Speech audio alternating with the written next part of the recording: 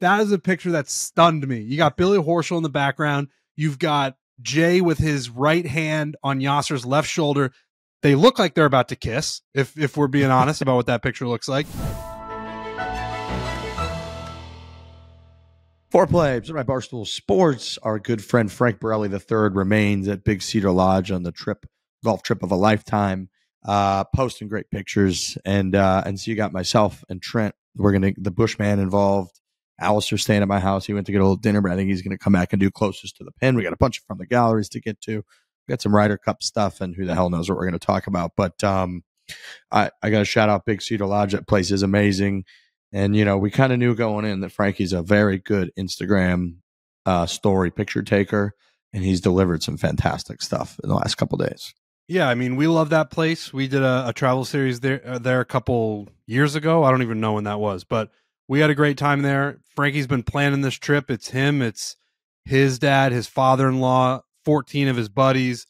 He's been planning this thing for a while, and I know he's been excited about it, so I'm glad to see that it's going well. He does take really good Instagram stories, so that's, you know, that was never in doubt. I think there was one that he put up that was just a picture of his dad on a deck, and the quote from his dad was, "One of the best days of my life." So if Frank Borelli, Frankie's dad, is having a good time, I'm excited for them.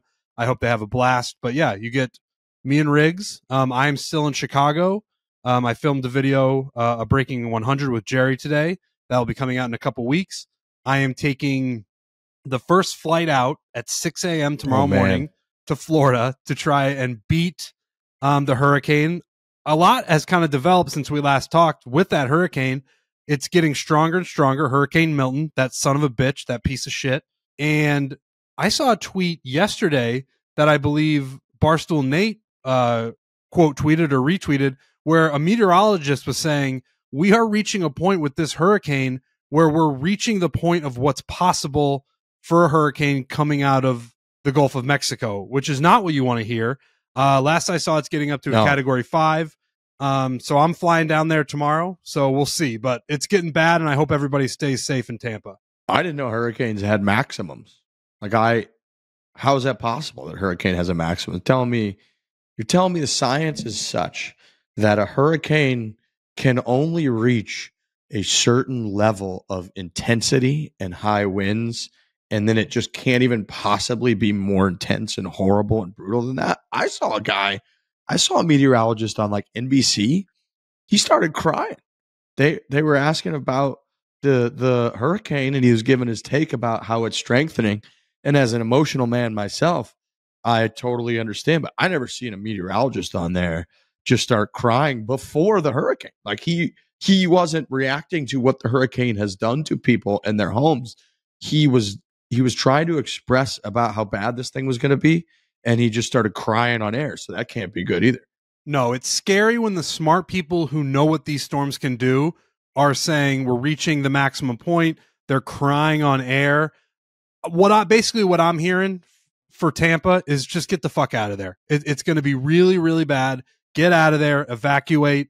You know, whatever happens to the homes, whatever happens to the stuff that is there, it's not as important as the lives of the people that are there. So just get out of there. Pick up the pieces when you get back, when it's all over. And yeah, I really feel for these people. It's really, hurricanes have obviously caused a lot of devastation in the last couple of weeks across the country. And it seems like Tampa is going to catch the brunt of this next one.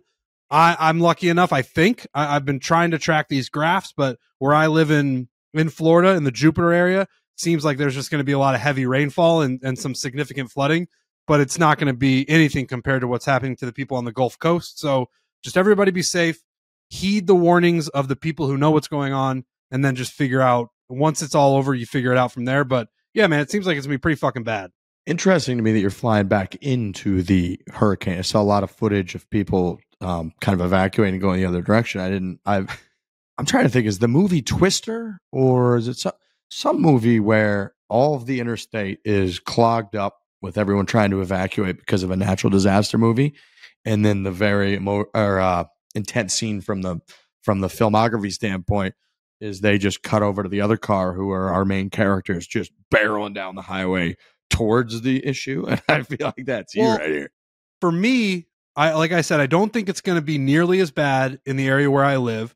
and I'm currently in Chicago. I don't want to get stuck in Chicago. I don't want to get stuck in Atlanta. I'd rather get stuck at home where it seems to be relatively safe. And from a personal perspective, we're flying to Hawaii to go film a bunch of videos with Good this upcoming week. Right, I would like to have some time to get back, get my shit together, just have laundry that I can do. And so I just want to get back for a couple of days. So it does seem strange that I'm flying back to the area where people are like, we're getting out of here. But I think my area is going to be mostly fine. And if I get on an early flight, I'll be there, but we'll see. Yeah, I do. I had the wrong island for Hawaii. I was sending them to our booker. I just had the wrong one. I think I said Lanai, and it's a different one. And so luckily I got that straightened out. I'm flying on Sunday to Phoenix. I'm gonna do a quick 12-hour turnaround to Phoenix for a lot of the reasons that you just said. I'm gonna do some laundry. I'm gonna make sure my place out there is still alive and well and exists. Clean up a little bit. Feels good to sleep in your own bed. And then we're off to Hawaii next week. Haven't seen those guys. This is kind of turning into, I mean, I know we see them here. We saw them at the Creator Classic for a second. But it's like an annual deal where we go and just do kind of a good week. We're rolling up there with them. Can't believe that's next week. That's crazy to think about, but that bad boy is coming up. Yeah, we'll be out there. Francis is coming with us. If people remember, Francis and Garrett forged quite a bond in the Bahamas. So we wouldn't do this trip without Francis. He will be joining us out there. And yeah, I'm excited to see all those guys. We really had just an incredibly great time with them. The videos that came out of that were incredible. People, if you haven't watched those, go back and watch them. Just put Foreplay Good Bahamas, and I'm sure they'll all pop up. Yeah, it was really fun. I'm excited to see those guys again, and I'm sure the videos that come out will be incredible. I'm excited to go to Hawaii. That's a cool thing that we're doing.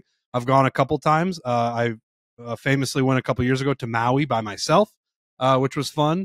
I went after high school. One of my buddies' family is from Oahu, so I'm not unfamiliar with Hawaii, but anytime I get an opportunity to go back, I'm going to take it. So be on the lookout for those videos. I'm sure they'll come out in the next couple of months. Shout out to St. Louis Blues. First game of the season today. Kind of a curveball. 4:30 start for the game. I didn't really see that coming when that happened. I remember that I'd seen it somewhere, but totally forgotten. The Blues got out to 2-0 deficit and then scored 3 goals in like 5 minutes and held on to win 3-2. So the Blues are 1-0 this year.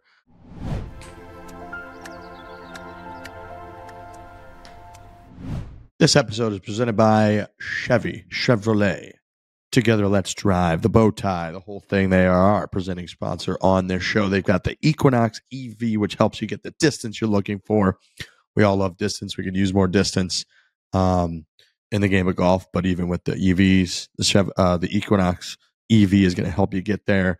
You're looking for all that distance. Well, guess what? You're going to get it with an available EPA estimated 319 miles of range on a full charge. Actual range may vary based on several factors. The Equinox EV also offers the best in class 17.7-inch diagonal standard touchscreen display. You got to have a great display screen. Yeah, you have to. You can connect your phone to it. You got maps, you got music, you got all this stuff. But yeah, Chevy's just doing it right when it comes to the EV game. They've got a bunch of models. The Equinox is obviously a great one, but just go on their website, Chevy.com, check everything out. I guarantee you're going to find something you want, and you won't be able to live without it. So Chevy's the best. Go on their website. That website is Chevy.com/Equinox EV to check out product info, lease offers, and amazing deals. That is Chevy.com/Equinox EV. And just go on that site. Like Trent said, you're going to see one of these bad boys.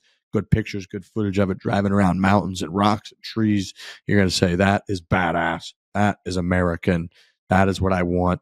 That is Chevy.com/Equinox EV. Chevrolet, together, let's drive.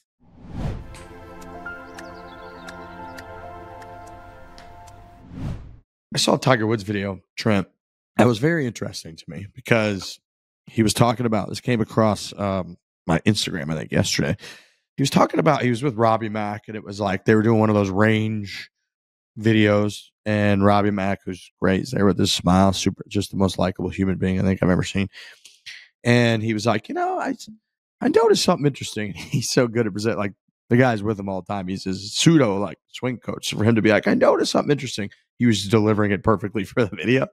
But he was like, when you're going to draw the ball, that you open the club face. And he was saying that a lot of people will try to draw the ball the opposite way, where you kind of draw it more with, he's doing it more with path. And he was like, and Tiger was like, yeah, because I want the ball it has to start right. If it's going to draw, it has to start out to the right. And intuitively, you think to put right to left spin on the ball, that bad boy needs to be closed when you hit the ball. And so in order for the ball to draw, I'm thinking intuitively closed club face. He was like, oh yeah, I do that just a little bit to make sure that ball starts right. And obviously I kind of know how to swing the club to make it go right to left. So it's going to draw. But that very much stuck with me of being like, okay, if I'm going to try to draw the ball, put a little hook spin on the ball to open the face and hit out to the right. And then he was saying obviously the opposite with when you're trying to cut the ball. He's like, okay, yeah, I make sure I close the face a little bit before I'm going to try to hit a cut, which that was incredibly counterintuitive to me because I always think of like opening the face to try to cut the ball. And it made me kind of reminded as I was coming across that Tiger Woods is just a different human being, and watching him do that stuff made me want to go to the range really badly and try to figure out another way to shape the ball because he's clearly been doing it a way that I didn't understand. He's the most different. I don't know if I can learn anything from him, and that's not going to surprise anybody, but I don't think I can. I get that he's a genius. He's Mozart. He's all those people, but he's maneuvering a golf ball in a way that I just don't think I'll ever have an understanding of what he's even talking about. I remember there was a famous clip from a few years ago from a TaylorMade shoot where he was chipping the ball, and Jason Day was there. This was back when he was a TaylorMade athlete. And Tiger is talking about how he chips the ball, and even Jason Day is like, all right, so can you take what you just said and put it into English? Can you help even the people who are his contemporaries, who are there with him, who are playing on the same tour as him? He will explain something, and then the guys there will be like, I don't know what you just said. So I like watching him. He's a genius, like I said, but when he goes through those videos, sometimes I take nothing from them except what you are taking away from that video, where it's like, wow, this guy's just doing a whole different thing than the rest of us. I'm with you. That part of me almost wants to throw that out. It's like, this is completely meaningless. He had the clip, which you guys famously dubbed over, of just the way that he's talking about not taking divots and all this stuff. So I don't know that you can really learn anything from it, but that thing came across my radar. I found it incredibly interesting. I thought maybe I could learn something from it. And I don't know that I need to be the guy standing there with an open club face trying to draw the ball. I just, you know what I'm saying? Like, no, dude, that ain't it, bro. Like, what did you think of? We didn't talk about this in the last show. I don't think pictures came out of Yasir and Monahan playing at St. Andrews. Pretty interesting photos, I thought. They seemed very buddy-buddy. They were shaking hands. They were patting each other on the back. We had talked a couple weeks ago about, like, what are these pictures going to look like? Are they going to allow pictures? Yasser's a powerful guy who probably has a lot of enemies, but it seems like they were just out there playing golf like a couple of buddies, and it looked pretty friendly. Look, man, I know we probably said it a year ago when they announced this framework deal, but all of this just reiterates to me the key lesson you need to take away in life, no matter what it involves, is that money drives everything in this world. And those two were severe adversaries. Jay Monahan has dozens and dozens of clips, in which case Yasir and Liv and the PIF are mentioned, and he can't even bring himself to like address them third party, like he considers them legitimate people or entities or anything. And then now here we are, and he's out there at the old course and Carnoustie and Kings Barnes, and he's with this whole crowd and hanging.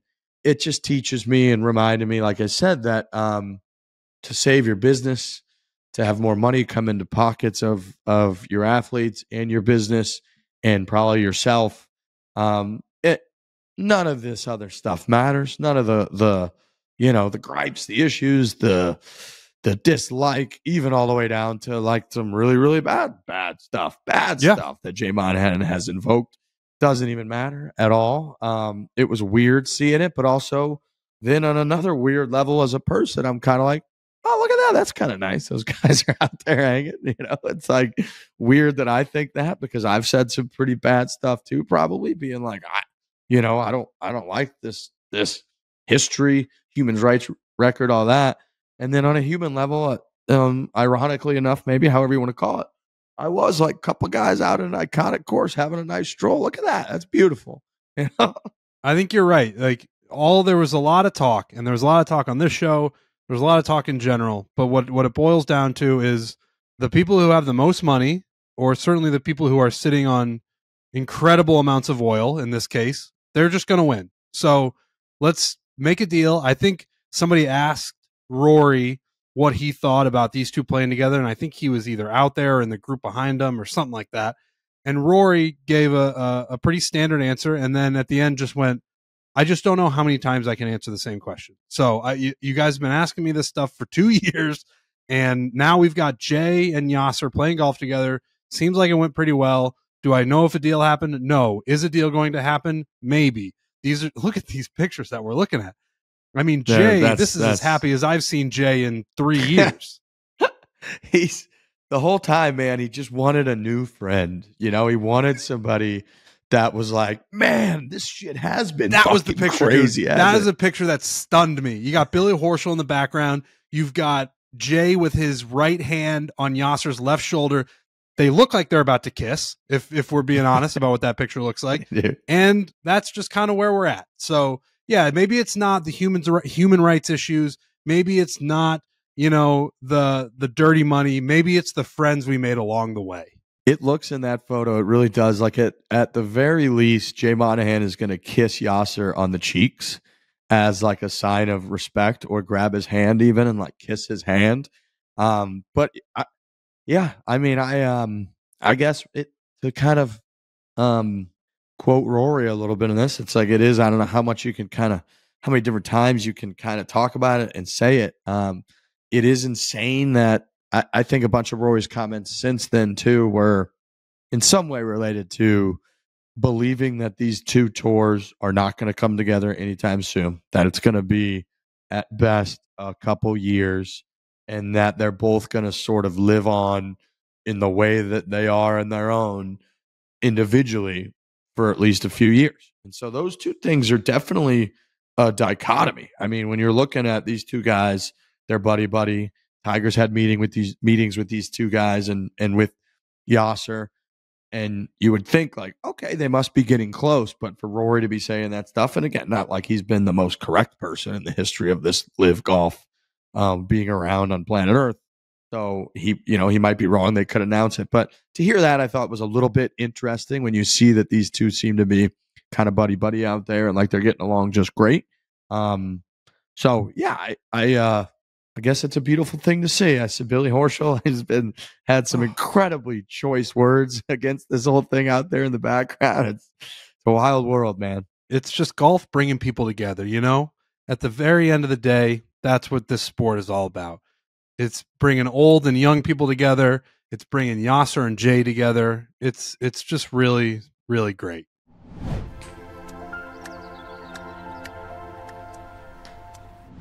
Get ready for game day with the latest addition to the Barstool Sports rival collection, Barstool College. Shady Rays has partnered with Barstool Sports, that is us, to bring you a new lineup of premium polarized shades that are perfect for showing off your team pride. I've been rocking Shady Rays for a long time. I know Frankie has had this new initiative where he wants to start wearing sunglasses more often to protect his eyes. I've been doing that for a long time. I hate to squint. People ask me all the time, what are you wearing in these videos? Shady Rays is the answer. Squinting can't be good for you. Squinting at the sun constantly, annoying, gives you headaches. You don't want to do that. It's so much easier if you just get some Shady Rays, put them on your face, and then you don't have to worry about anything else.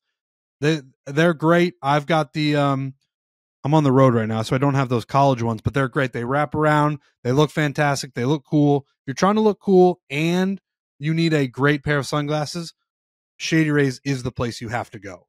Whether you're at a tailgate or in the stands, these shades deliver all-day comfort and top-notch performance. Plus, with Shady Rays, hassle-free returns and exchanges, you can shop with confidence, elevate your game day look with the Barstool College collection. Head over to shadyrays.com. Use the code FORE, F-O-R-E, to get 35% off. It's a great deal. 35% off polarized sunglasses. See for yourself why over 300,000 people have rated these shades 5 stars.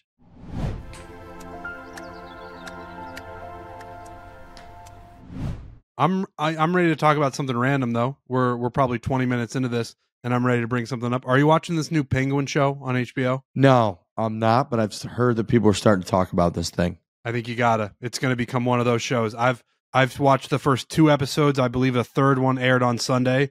It's phenomenal. It's a really really good show. Okay. What makes it so good? What makes it so, why is everybody so into it? I gotta It's just a little different. It's like I know like I think people are going to be a little skeptical or like unwilling to jump in because they think it's going to be part of the Batman universe, but it's just Mhm. really like a mafia show basically.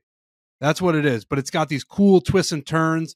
It's a little cartoonish, but like not really. It's got these. It's just really good, and I really think it's going to turn into one of those shows that people are like, oh, now I got to catch up because the whole world's watching. You got to get in Mhm. early. There's been 3 episodes. I've watched 2 of them. It's phenomenal. And Robbie Fox on his podcast, My Mom's Basement, I know has been talking a lot about it. But we haven't had an HBO show, I feel like, in a while that is grab the attention of the zeitgeist. Even House of Dragons, pretty good. Second season wasn't as good. Certainly the finale stunk, but it never really Mhm. filled the shoes of Game of Thrones. It's almost impossible to do. And I'm not saying that the Penguin is going to do that, but it is going to be a show that you're going to start running into people who are like, "Are you watching the show?" And I want to put you guys in a position, and all the listeners who are listening right now, if you haven't started watching the Penguin, start watching it because it's going to be the next show that people are talking about. I mean, you convinced me. I gotta tell you, I'm amazed at the creativity of these people that can take something like the goddamn penguin character from Batman and be like, we're gonna build out an entire incredible rise to power of this kind of bizarre villain figure in a series and make it excellent. I don't even know how you would begin to think of that as an idea. It makes no sense to me. I don't have that part of my brain. I certainly don't have that level of creativity. But, maybe this show falls off a cliff and it stinks eventually. But right now, it's humming on all cylinders. And when we get done here, I'm going to watch the 3rd episode. And I already saw Robbie Fox tweeting about it. And I think he did a podcast on it where he was like, this show just doesn't stop being great. So that's my recommend of the week. I appreciate that. I've got to recommend. I know I'm not allowed to say that I read this, so I'm going to say that I audiobook listened to this. And it was This Man's in the News All the Time for a bunch of obvious reasons. It was the Elon Musk biography by Walter Isaacson, who famously did the Steve Jobs one. He's done a bunch of these biographies. He pretty much embeds himself with his subject for a while and is, generally considered pretty objective about the entire thing. I know with the Steve Jobs one that the backstory sort of was that Steve Jobs had sort of eventually said to him once he was getting close to the end of his life that like I do want someone credible and talented and with a good even hard reputation when they need to do a biography on me. And so I get that you'll be hard on my ass at times, but that's the way that I want to do it. And so this book, and it goes through everything about Elon Musk. It goes through, his entire upbringing, which was wild, by the way. I mean, his upbringing, I did not understand or know how severe of like intensity going to these like camps as a young age, like a middle schooler that he would get sent to for I don't know if it was weeks or months or an entire summer, but where they would legitimately like beat the fuck out of each other in like South Africa, and then coming home to his like dad, who was basically like, "You're a weak piece of shit. This is how you're going to survive." Crazy, crazy stuff, and then all the way up to him essentially being broke multiple times, having success, but then putting all that money back into SpaceX and Tesla, and then getting to the point where he's the richest person in the world while still being considered pretty damn controversial. It's a very, very fascinating book. I know you're a nonfiction guy as well, Trent. Yeah. So if you haven't scoped this bad boy out, I would kind of put it on your radar or something that you might want to read. It's incredibly long. It took me forever to just even listen to it at like 1.5x or whatever. Forever to listen to it. but it's really, really good. It makes you feel unbelievably pathetic about the fact that you don't just work 24/7, 365 and build companies that become either the biggest company on planet Earth or even like other ones that are sending people to the International Space Station and into outer space and eventually to the moon. It's fucking fascinating. I don't know how much you really knew about Elon Musk and that you have, and you know, you have a history of sort of getting into it with Elon Musk. But I don't know how much you knew about like some of the real shit. Yeah, I had a history with Elon Musk before things got crazy. Like, if you critique Elon Musk now, you're a leftist beta cuck, and that's just the pillar that you're put in, and that's who you are. But I always made fun of him before, when it was just like fun on the internet to make fun of things, and people didn't put you in these places where if you do a certain thing, now you are this and only this. But I would just make fun of Tesla. He would come up with these crazy ideas and then never follow through on them, but he would get the credit of like having the idea. Like, one of his big ideas was, I'm going to put tunnels under Los Angeles and it's going to solve traffic. I remember that. And people go crazy and they're like, this is the smartest, greatest man to ever live. And then he wouldn't do it, but he still got the adulation.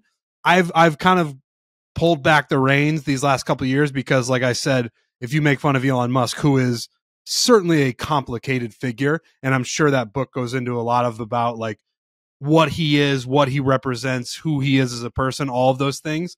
So I am fascinated by that because, you know, outside of the names that everybody knows in politics, he's going to be a name that people talk about forever. He's a genius, obviously. He has crazy ideas. He's certainly controversial. He's very polarizing, and that makes for the most interesting people. He ended up being the richest guy in the world. That makes you interesting just by that measure.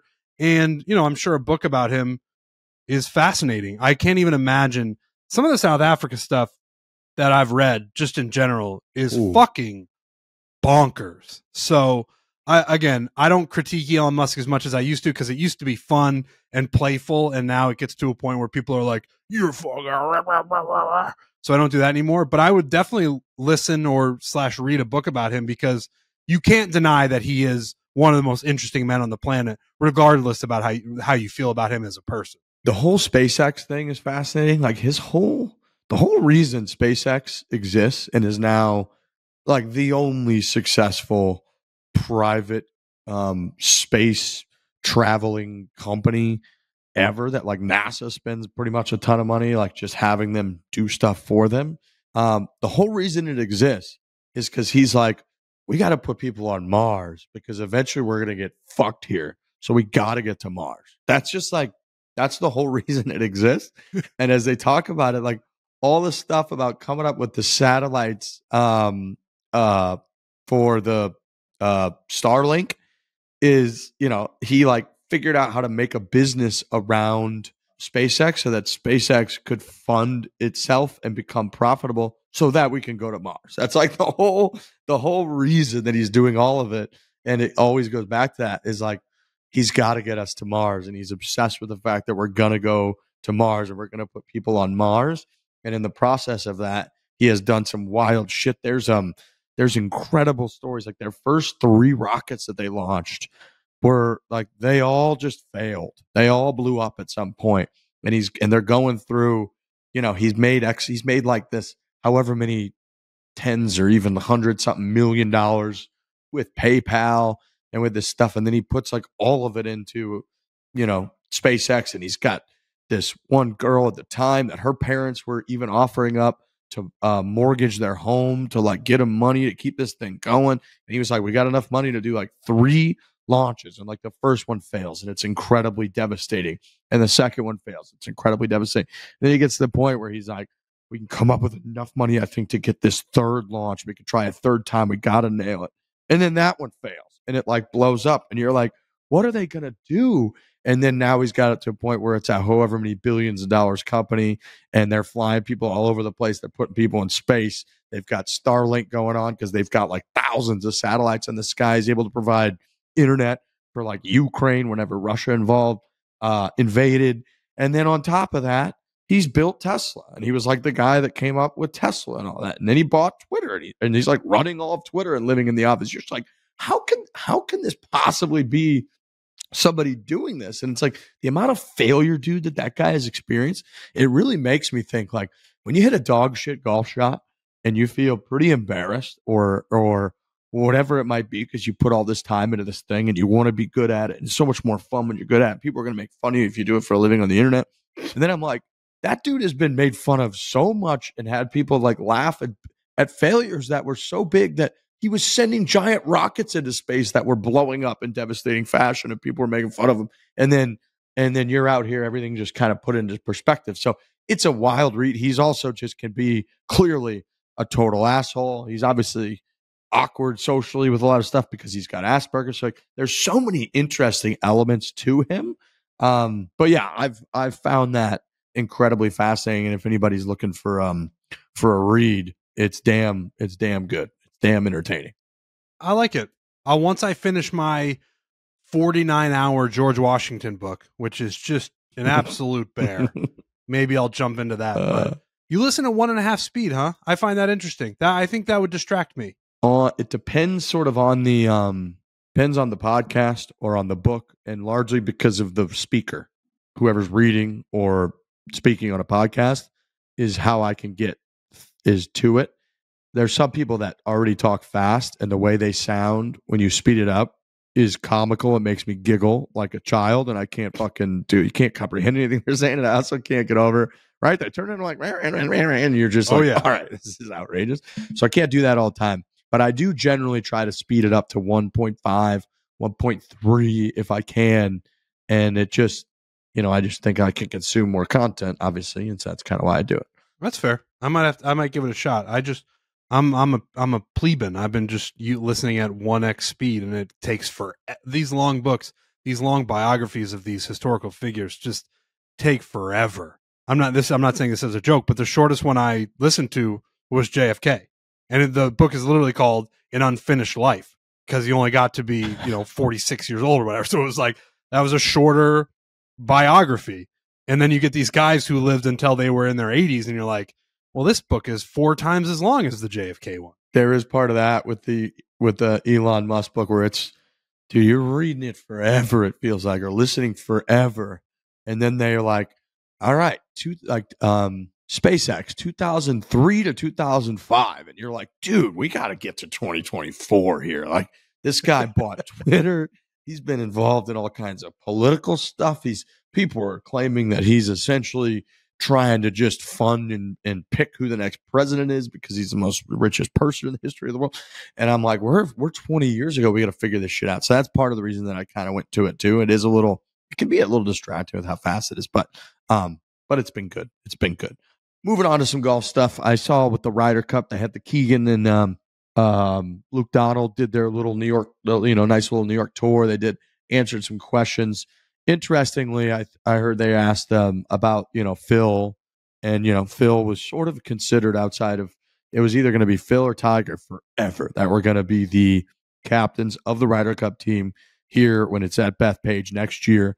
Phil's incredibly popular in New York. He's almost like a sympathetic figure when it comes to New York golf fans because he's had Winged Foot and the just absolute heartbreak at Winged Foot.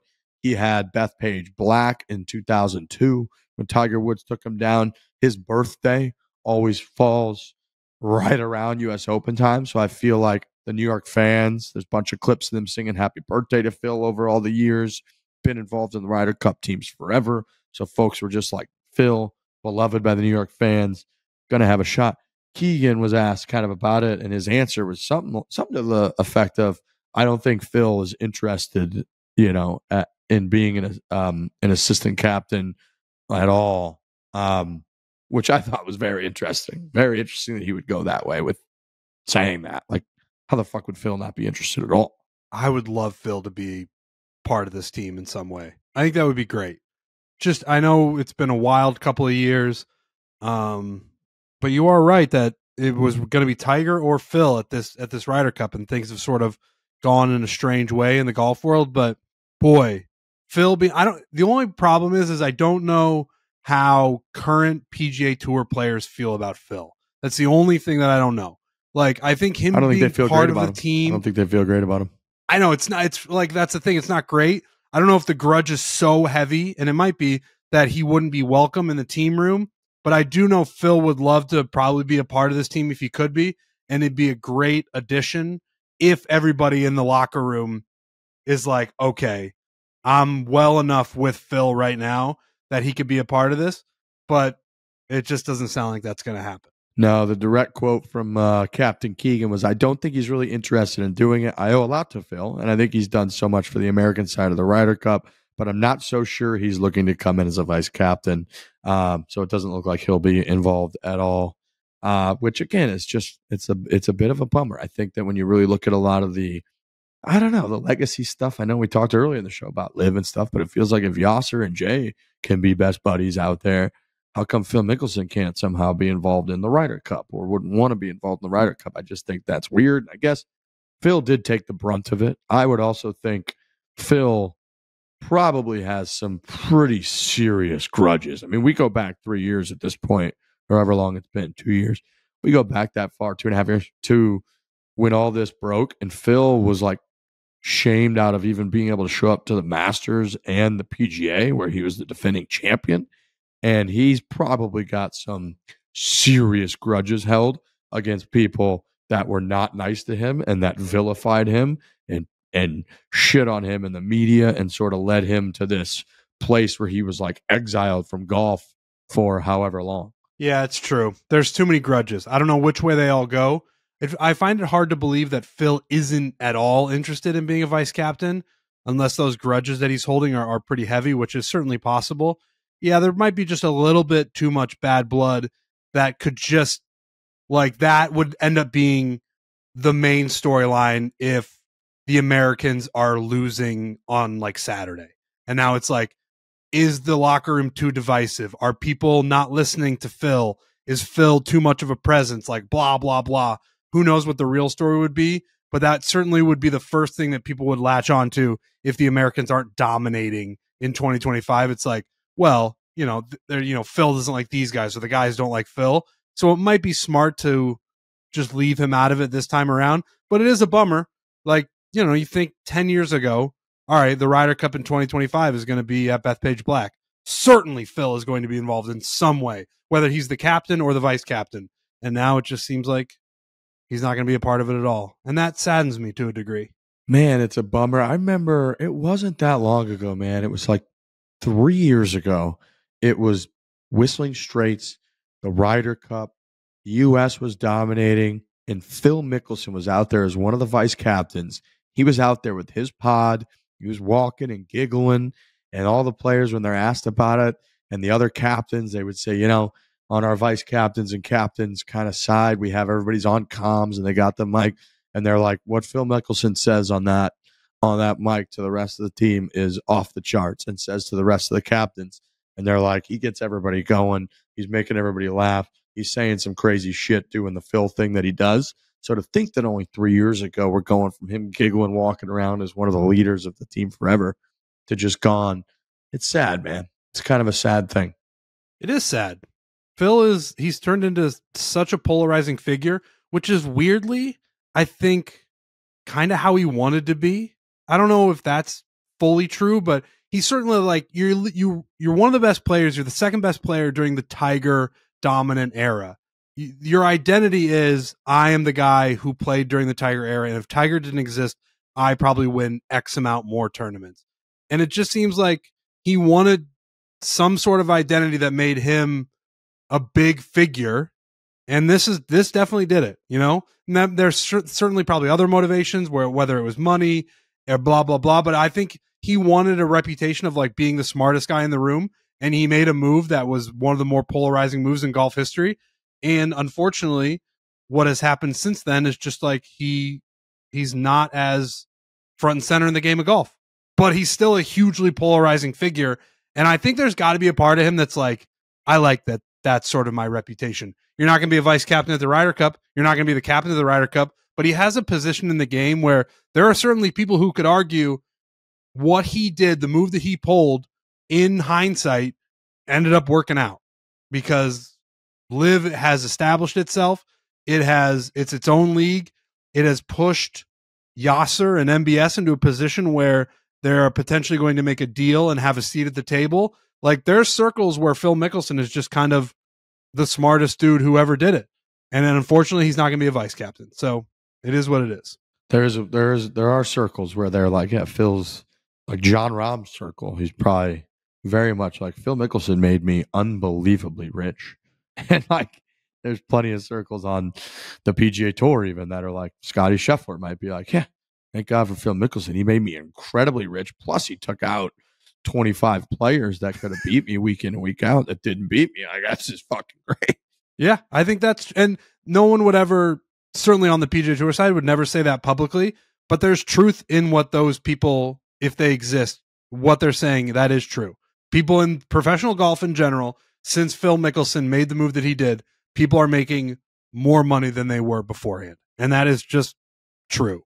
Facts. Those are just facts. Facts are facts. Let's take a couple from the galleries. You know, we got a few people they've been submitting. I do like every time we do from the gallery, we get a lot more from the galleries emailed to us. So just a quick reminder, foreplay@barstoolsports.com, and email us, title it from the gallery, and we'll comb through, read them, pick good ones, talk about them at some point on the show.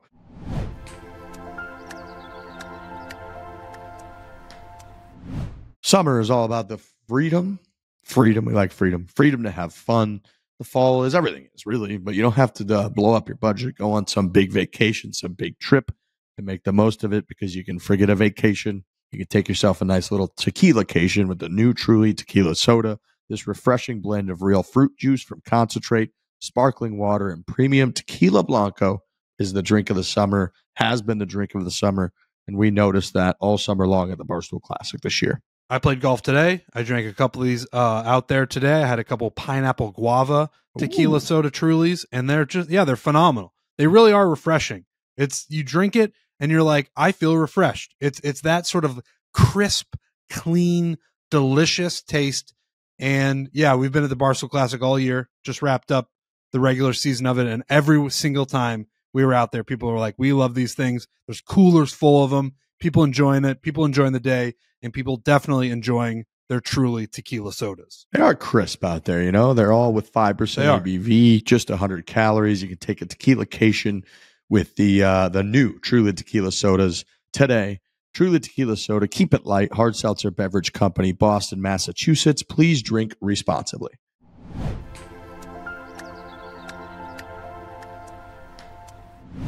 I do want Alex Bush, if you can. This is going to come up later and from the gallery later. I would like you to try to have pulled up and ready for us to play the intro to our podcast. When's the last time you heard the intro to our podcast, Trent? It's been a long time, I think. Long time. Been a very, very long time for me as well. I think there was a time where, and there's a from the gallery about this that we're going to get to, but there was a time where we had no intro. And then there was a time where we came up with an intro, and it might have been Robbie Fox. It might have been Sunshine. It could have been any one of those producers we had for a while. Came up with a really cool intro, and then there was music behind it, and there was some internet ambulance chasing going on, and it was almost like a company-wide thing. We got to take out this stuff that could get us in trouble, and maybe it had a clip from a golf tournament or something, and we took a bunch of stuff out and didn't have one, and then we came up with a new one years ago. So I was trying to remember when the last time we came up with that new one, because it's not like I sit here and listen to our own podcast. That would be weird. That would have been the last time that I heard it. And the whole reason I'm bringing this up is because Barbara, who's a new listener of the show, Barbara emailed us. Barb at something was her email, which I loved. It said, kind of newish listener to the show, love the podcast. Quick question for you guys. How can I find out who is speaking and quoted in your intro on this podcast? She said, I Googled everything. I Googled everywhere. I can't find any info. I know this ain't no hobbyist kids, but all the others are pretty much not that easy for me to figure out. I know you must get a ton of emails, blah, blah, blah. Appreciate you guys very much taking the time. So thanks for listening to the show, Barb. But I don't even really remember what the hell said in our intro. So I don't know how the hell I would be able to come up with it. But if Alex Bush at some point can play it, I can play it right now. All right. If you could play this, if you remember, I made a new one last year. It would have been probably the middle of last year. All right. So we're going to listen to it, and we're going to identify each person who is speaking. We're going to do this for Barb. We're going to identify. We're going to identify because she's out there Googling stuff. You're never going to find Never going to find that. All right, so bad boy. Let's play it. Oh, Rick. What's up, my brother? Pause it. Tiger Woods. Barb, that's Tiger fucking Woods right there. We lead this thing with Tiger Woods. That was a huge moment at the PGA Championship at Southern Hills a year ago. Was that like a little over a year ago? Oh, yeah, it was like 2 years ago now. Joe LaCava is really a large part. Joe LaCava and Robbie Mack, but we were kind of following along with Tiger. It was a Monday practice round, I believe, and then at some point we got ushered in underneath the ropes, and the guys rolled up, Frankie and Trent. Everybody had a great interaction, and then Tiger looked at me, and I don't know how or why or where that brotherly love came from, but he did say, "Riggs, what's up, my brother?" and dap me up, and we moved on with our day. Incredible. Okay, so all right, first one identified. Hit play. I got a buddy who struggles with that shot a lot. His name's Frankie Borelli. So the guy. That is our very own great friend of ours, Trevor Immelman, on a broadcast. I remember, I don't know what broadcast it was, but I remember vividly being in a car with Frankie Borelli, on the way to the airport, and someone had sent us, like on Twitter, they tagged us in a clip, and it was Immelman talking about Frankie Borelli and a guy like butter knifing his wedges. So that was Trevor Immelman on some golf broadcast bringing up Frankie Borelli. I believe that was Trevor Immelman. That was him on the coverage doing it. Yes. Really an incredible moment. We love Trevor. A great text buddy of ours too. He likes to have a beverage and shoot a couple texts off to us, which I love. And sometimes it's something he sees in just the Barstool world. Sometimes it's golf related. Sometimes it's a tweet that he's kind of a reminder to me, Trent, of like, you just forget that people follow you on Twitter or on Instagram or anything. You could tweet something, say something, who the hell knows? And then he'll like respond to something that was tweeted a day or so before. And yeah, we love that guy. He's great. All right, so that was Trevor Immelman, Masters champion. Trevor Immelman. Hit play. The nickname of Butter Knives because he always knifes it across the green. Broke 100. Yeah, now you got to break 90. Wait, who is that? I think I know who that is. Can you play it again? I don't know who that is. Broke 100. I'm pretty sure I know. Now you got to break 90. Dude, I have no idea who that is. I'm going to guess, and I would imagine, Bush, do you know it because you made I know it. Is that Joel Damon? Yep. Wow. It was at a tournament. It had to be at the PGA. Boy, I'll tell you what, I have zero recollection of that. I think that might have been at the PGA Championship when you guys were there and I wasn't. When we were doing the women's college tournament, you guys were at maybe Kiowa. And I think that you had just recently done that. Okay. That makes sense. Wow. Barb, I'm glad we're doing this because I didn't know that was in there and I would have had no idea who that person is. All right, Joel Davis. Welcome, shout Barb. out to him. All right. Keep rolling. We appreciate what you guys do for golf. It's been really cool. Thank you. You're making it cool. We appreciate it. Topical of what we were just talking about. Wow. Phil Mickelson, Liberty National. Be on the Ryder Cup team. Phil Mickelson should be on the Ryder Cup team. On some tee box at Liberty National. This was in the height of COVID, I feel like, or COVID had just started, and we were just hanging out, and Phil on the back of some tee box just said some of the nicest things that have ever been said to us. Yeah, we had a thank you off. With Phil Mickelson. He thanked us for all that we do for golf, and then we thanked him for thanking us, and then he continued to thank us, and we had a nice thank you off. So that was Phil Mickelson. That's Phil Mickelson, 6-time major winner. Is he? Yeah, he's got 6 now. Yeah. Since he won the PGA, or is Phil at 5? I think he's got 6. He's got 3 Masters. Okay. He's got 2 PGAs. He's got a British Open. Okay. I was like, hey, Phil, you owe me fucking $29.99. And he grabs 100. He's like, yeah, I won 90,000 of these yesterday. He goes, take 100 and go fuck yourself. What? Jake Owen. Country star. Jake Owen. Jake Owen, I think we sent into just a kind of a life-altering transformation because we filmed a video with him where we played the Country Stars. We talked about that actually maybe a week ago or so when Frankie was on the show, but it was a bunch of bangers. It was Morgan Wallen, Jake Owen, Hardy, Darius Rucker, and we were at Troubadour, and the drinks were flowing. And I think Jake Owen had just a little too much to the point where it might have changed his life. But what changed this podcast life for a little while after that was that interview that we did right there. That clip got millions and millions of views. It was picked up by everybody. I was going to say the same thing. Jake Owen was an interview that we got back when, and we still have people who will book guests, but when they were just like, do you want this person? Do you want this person? Do you want this person? And I wasn't that familiar with Jake Owen. I knew a couple of his songs, but it wasn't that we had a previous relationship with him and we're like, come on our show. He was pitched to us and he was like, this guy, Jake Owen, he's a country music star. He's a huge golfer. Would you want him to come on the show? And we were like, sure. You know, we're always looking for guests and he seems like an interesting guy. And he told that Phil Mickelson story, and that did blow up the podcast to a different level than it had been before. We were still in the old office.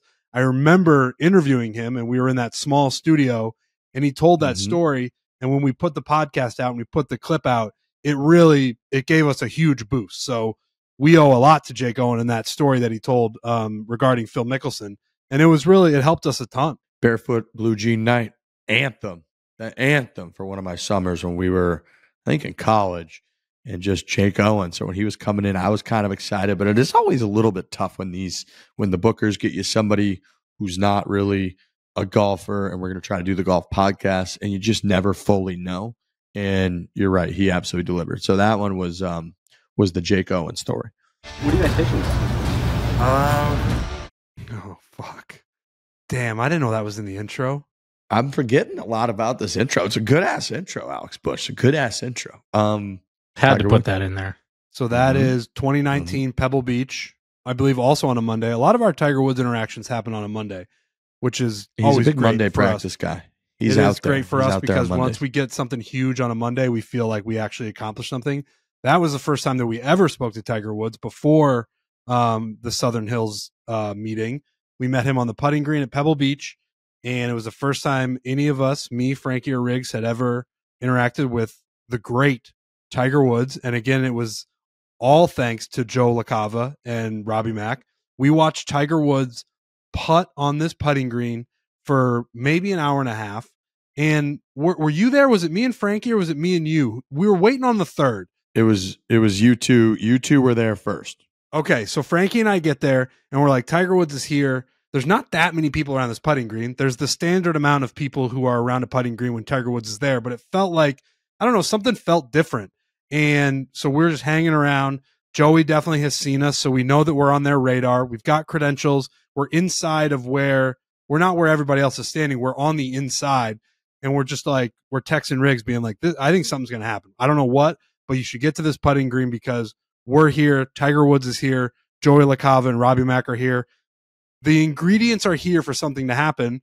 And sure enough, if you watch the video back, as Tiger Woods is about to exit the putting green, Joey LaCava motions over to us and says something to the effect of, there are your guys over there. The interaction starts. We're all freaking out. You're just trying to hold on and remember that you're on planet Earth and that you're a human being and that you have a heartbeat, and you're trying to figure out what the next thing to say to Tiger Woods is. And Tiger Woods, the first time in either of our histories, Tiger Woods looks directly at me during this interaction and asks, where are you stationed? And he just completely sends my brain to Pluto. And I go, and my very good friend Riggs Barstool picks up the slack and answers for me, because I, at this point, am on Pluto and I don't know what to say. I don't even know what the English language is. I don't know what words are. I don't know what syllables are. I don't know what any of that stuff is.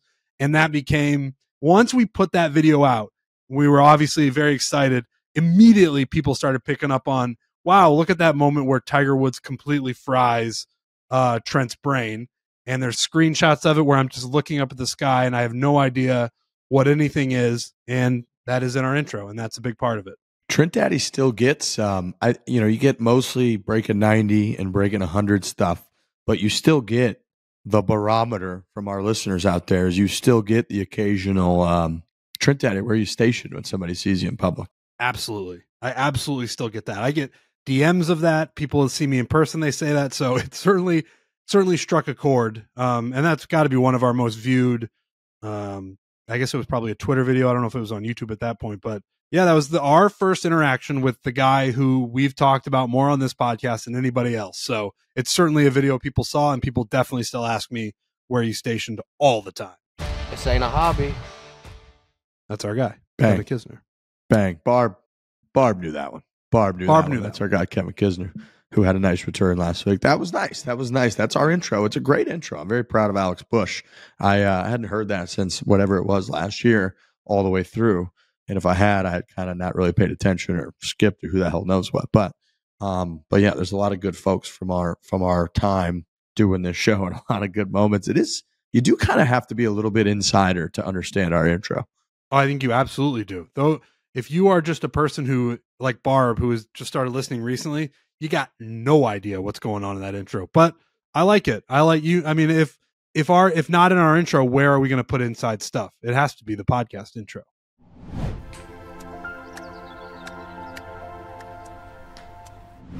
Fall is officially here and the temperatures are dropping quick with winter sneaking up on us. It's time to make sure your wardrobe is up to par. That's why I want to tell you about our outerwear line from our friends at Peter Millar, the All Course. The All Course. I actually just put out a video from Pinehurst number 8. I did. Why don't you go ahead and just play a quick hole with me? I was showcasing this vest I got that's in the All Course line. A lot of positive compliments and comments. I'm not going to say that's always prevalent in every video that's ever been posted in the history of the internet, especially not from yours truly. But this one with the All Course lineup and that dark vest that I have on, I had on an olive green hat as well, and it was just speaking fall, and people were loving it, Trent.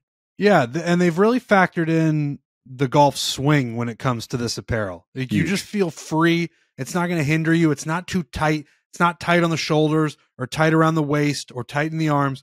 You can swing freely and look fantastic because, quite honestly, everything that Peter Millar puts out is gorgeous and you look better in it. I'm not a particularly great looking guy. I know that. But when I put on Peter Millar, I feel better, I look better, and therefore I am better. And Peter Millar, they have just really cornered the market on good looking stuff that also works well with a golf swing. It's as good as it gets. Man, it's hard to find stuff that you can just swing freely and not feel restricted. It is. It's designed for easy, lightweight wear. The All Course also features a windproof construction and water resistant, perfect for drizzly days, perfect for cool weather rounds or out on the town. The All Course is aptly named. Be sure to check out the All Course outerwear and the rest of Peter Millar's line at www.petermillar.com/foreplay.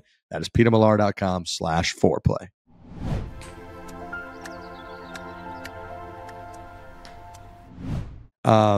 Connor from New York. We're going to go with Connor from New York. And he says, this is a bit of an off the rails question, but realistically, what percentage of carrier pigeons do you think actually delivered messages successfully? It's a really good question, man. Whenever there's sort of like a period piece or even something like Game of Thrones where the main source of delivering information long distances is a bird, you got to think it's like 15%, and that might be high. I'm going to read a couple of things for you here. I just Googled this, and Google obviously returns AI now, but it says carrier pigeons can be trained to fly back and forth by placing their food at one location and their home at another. They can also be trained to carry microfilm by tying thin sheets with up to 30,000 letters to their tail feathers. How they fly, carrier pigeons can fly up to 2.5 ounces on their backs. It can fly round trip distances of up to 160 kilometers. They got these things dialed like they're fucking airplanes, man. And then it says carrier pigeons have an innate homing ability, meaning they can generally return to their nest using magnetoreception. These things are pretty fucking good, Trent. All right, these are better than I thought. Maybe it's a higher percentage than I thought, but I just know that over the history of time, there has been one empire trying to send a letter of like, we give up, a white flag letter. Don't invade. We bend the knee. We don't want any issues. We want no trouble. We want no smoke. And that carrier pigeon just like saw a piece of bread somewhere else and went there, and that empire got destroyed. I know for a fact that has happened. So it's not perfect. An entire civilization coming down because somebody left bread in a bad spot. Like some fucker, just the wrong kind of bread at the wrong time in the wrong spot. And that civilization got massacred by like Genghis Khan and his crew. 100%. 100%. So maybe the percentage is higher than I originally thought, but it's still not what I would want to like have I wouldn't want to depend on it to deliver really, really important information. You also got to think, like, who were the first people that were like, you know what, man, we should tie a letter to that fucking bird up there and we should just send it. Let's try to send it home. Let's go put a piece of bread at home and we'll fly him from here. And this thing's going to go to that piece of bread. And then when it shows up and they find out about it, they had to be like, wow, that was fantastic that we just did that. We've been trying to get letters. They've been like, dude, we had to put people on ships that would fucking travel across the sea forever to get messages to people. And we just put this thing on that pigeon's back and it got there. That's an incredible idea. It says during World War I, they're using them as recently as during World War I and World War II. Carrier pigeons were used to deliver messages back to their home crew. They were often the only reliable way to get important messages through. The only reliable way. That's just a tough time to be living. Yeah, that's not what you want. Okay. Patrick says we're going to do another from the gallery with Patrick, and then we're going to jump and we're going to do a little closest to close this bad boy out. Patrick says, if you traveled back in time with your current playing abilities and your current equipment, what year would you have to go back to for you to be the number one player in the world? It's something that I should probably bone up my knowledge on, but I don't know if I know enough about, like, is it 200 years? Like, how good were people in the 1700s? I think you might not have to go back that far, I feel like. No, you don't. I mean, look, you might. We're bad. Like, we're not good golfers, but we have moments where we could play well. If you look, so I pulled it up because there are some funny facts about, like, the first couple times they played St. Andrews and stuff. Like, it would only be like a 2-round tournament or something, and they would shoot like 18 over, would win the event. Yeah. Now, I'm not saying we could shoot that right now, but if you go back and look, like in 1920 at, what is this, Royal in England, so this was not at St. Andrews. It was a 303, so it was a 4-round tournament, but 15 over par won it. In 1922, Walter Hagen at Royal St. George's was 20 over par and won it. We're obviously not beating anybody at that era. Right. I mean, that's only 100 years ago. But then if you go back, like 332 won it at St. Andrews in 1895, Trent, a total of 332. A total of 171 won it at St. Andrews by Jack Burns in 1888. Okay. So you got to think the course was significantly shorter. I mean, if I'm not saying we could win it then, but the score is starting to get pretty high. So let's say you go back 100 years from there to like 1787 when like George Washington and the boys are kicking the Redcoats out of town. Mm-hmm. We might have a chance at golf because I don't think anybody really played golf at that point either. Right. It might have to be like, who invented golf? And then I'll just have to invent it a little bit before them. And I'm the first person to ever play golf. And therefore I'm the best player in the world. I think that's right. I think that very much could be it. But I think we'd have a fighting chance. I wonder if you played in like the 1860 Open Championship, if you could even have a chance of competing against these guys. And we get the same equipment we have now, which is TaylorMade, which is the greatest golf equipment on planet Earth. And I'm sure like you said, the yardages were they're not playing 7,100 yards. They're not playing 7,500 yards. So that's a huge factor. And then with as bad as they are, yeah, I think maybe somewhere in the 1700s, I could be the number one player in the world. That'd be very impressive. I think I hope that's true. We're going to do a little closest too. We got closest to the pen. My buddy Alistair's here somewhere. They just came back from dinner. He's in there eating something. So he's going to come over here in a second. Yeah, whenever you're ready, Al, you come on over here and we're going to share this microphone because Frankie's gone. Dan's points have transferred to Dylan to chair and he hasn't made an appearance on the show yet. So he's gone.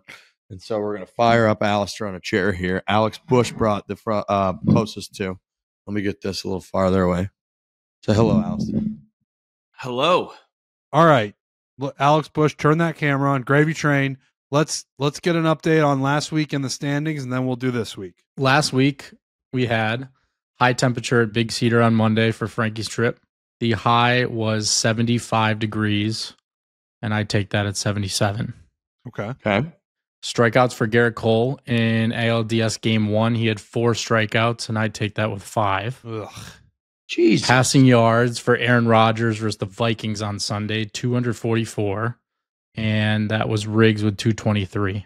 Nice. Okay. And then points for the absolute juggernaut of Ohio Hawkeyes against Ohio State, 7. And somehow Frankie with his accidental 4 wins that, which is fucking hilarious. That was so bad. That's what I thought. It was almost 0. It was looking like it was going to be 0, and then they just pulled off a garbage time touchdown. So shout out to Frankie. I should have got that one. I should have known, but all right. That's well done, just Frankie. on 0. Okay, so now we have Trent with 60, Alex 53, Riggs 46, Frankie 40.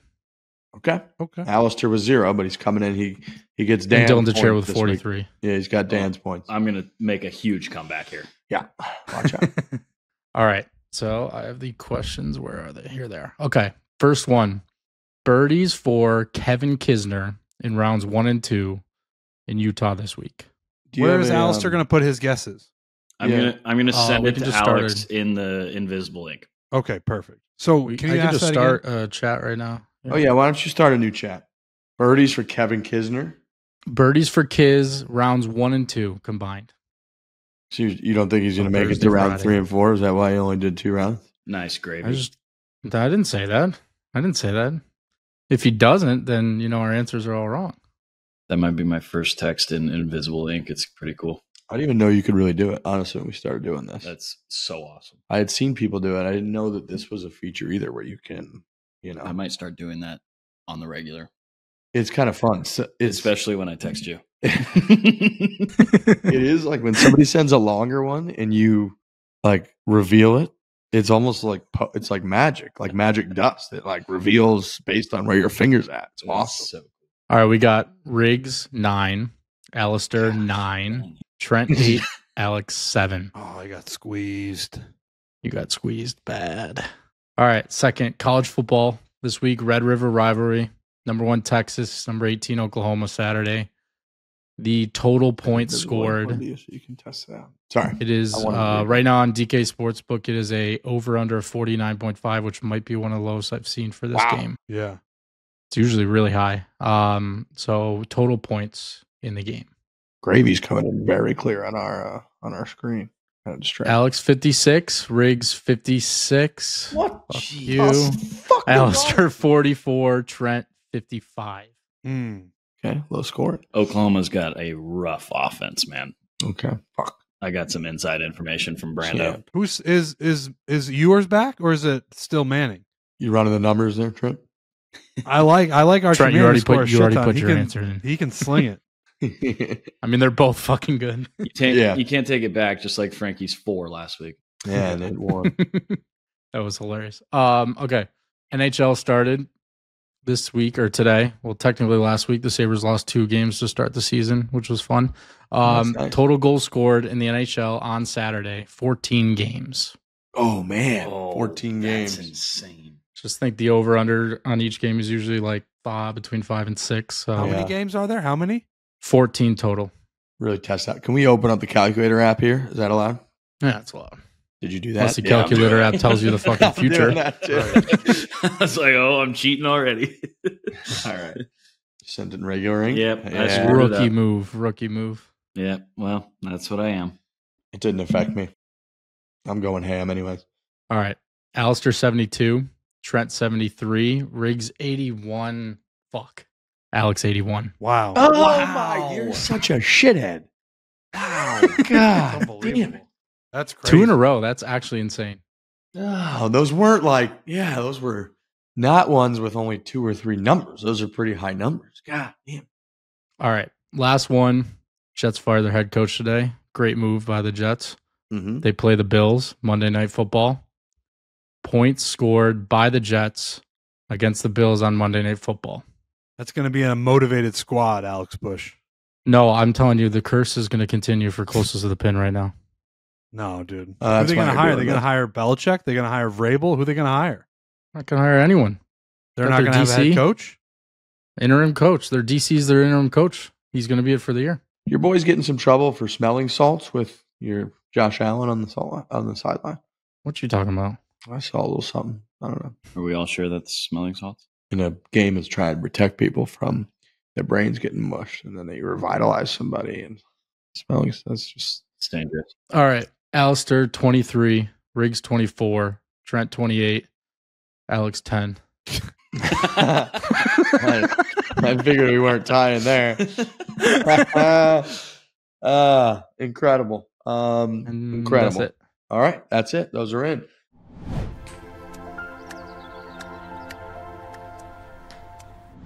Life's better at an easy go, Trent. That's just a fact. That's where we're at. That's what's going on.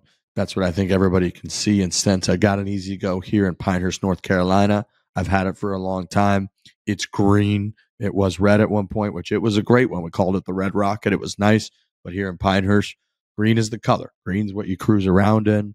And my easy go, the green one from down here is great. We're giving away an easy go to people, by the way. They can go to the this link real quick, barstoolclassic.com/easygosweeps. That's barstoolclassic.com/easygosweeps.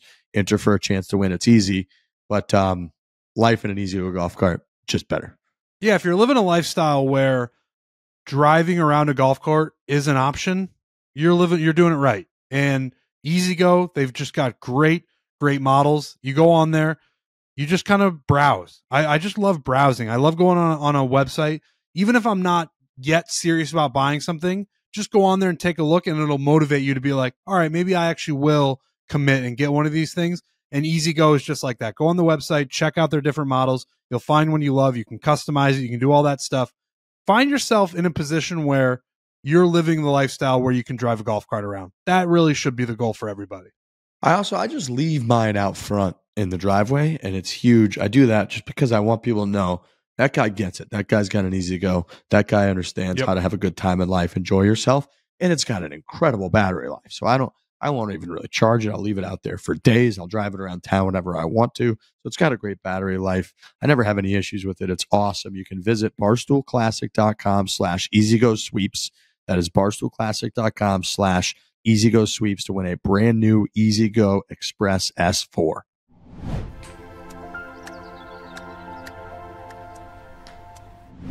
Alistair had his first ever Pinehurst experience today. He'd never been here before. It was awesome. Yeah, where'd you guys play? Number 4. That place rules. It was sick. The place does rule. It was great. It was beautiful out. We had Thomas on the bag and Jeremy, who I hadn't met before. And it was delightful. It was a lovely day here. All right, Trent, I'm very much wishing you great success when you travel back into the hurricane. I hope that Thank it's you. not as severe as a lot of these people are saying it's going to be, and that everybody is safe from the hurricane. It's funny. My dad called me during the show and left a voicemail. He was like, "Are you still going back down there? Why don't you call us and we can talk about whether you should go or not?" So I will see if I'm going or not. But I think I'm going to go. But my parents might try to talk me out of it, which is smart. But we'll see. What would you do when we go to Hawaii for your wardrobe and all that? Would you be able to get back, hopefully? I have a bunch of golf clothes with me, and I just don't know if I have enough clothes. I mean, I could maybe do it. I don't know. I got to figure it out. I think I'm still going to go, but it's maybe not the best idea, but we'll see. I got a question for you. If you chose or couldn't go because the weather was going to be too bad and you had to go just kill time somewhere for like 2.5 days, where would you choose to go? Well, I would probably go to Cedar Rapids, but Yeah. the only issue with that is I doubt it's going to be an easy flight path to go from there to Hawaii. Right. But I guess it might make the most sense to just fly out west and then fly out of there. Go out west, man. It's beautiful out west. Give Just go yourself a to little San vacation. Diego or go to LA. San Diego's an awesome town. You can go see Trotty, hang out with that young man. Yeah, it's not the worst idea. We'll see. All right. All right. You got anything else pressing on that brain of yours there, Trent? I don't think so. I think we're good. All right. We did it. Good luck, everybody, in closest two. Prayers up for everybody who's in the path of the hurricane. We were thinking about, and I know we did a lot of hurricane talk the last 2 days, but I think justified. I was thinking about this last night. Like somebody was saying 175 mile an hour sustained winds. Think about if you play golf, dude, and winds are like 25 or 30 miles an hour. how insane that is. And it's like, Crazy. you can't even talk to the people next to you. 175 miles an hour. That's like nothing can withstand that. Nothing that's like built. So it's bad news. Real bad news. In my brain, I'm like running through Brando's math for the wind, and I'm pretty sure a 100-yard shot goes backwards. Probably. Absolutely. Yeah. I would think so. easily. Yeah. Yeah. Especially with like the whatever the lift on it. Oh, like easily goes like, I think the math is like 50 yards behind you. Crazy. Fuck me, man. How far do you think you could hit a driver downwind? Well, you better launch it because it's going to get knocked down. If you hit a spinny high one, it might just not come down. Right. It would just be in a whirl. It would just be spinning around in It's circles, just- going 100 It's every just mile. going. All right. Well, be safe, Trent. Hope it works out for you. Hope everybody is safe. That's in the path of the storms. And thank you for listening. Thanks to all of our sponsors. Hit it hard. Hit it hard. Hit it hard. Yeah.